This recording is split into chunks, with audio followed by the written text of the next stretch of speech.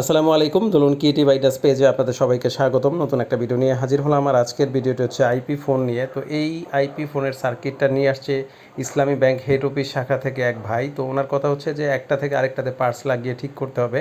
একটার হচ্ছে cable connect পায় না, আরেকটা হচ্ছে এই পুশ বাটনটা কাজ করে না। তো আমি জাস্ট দেখলাম যে যেটা ক্যাবেল পায় না সেটা হচ্ছে দুইটা পিন ডেবে গিয়েছিল। আমি জাস্ট দুইটা পিনকে উঠিয়ে দিয়ে ঠিক করে দিই।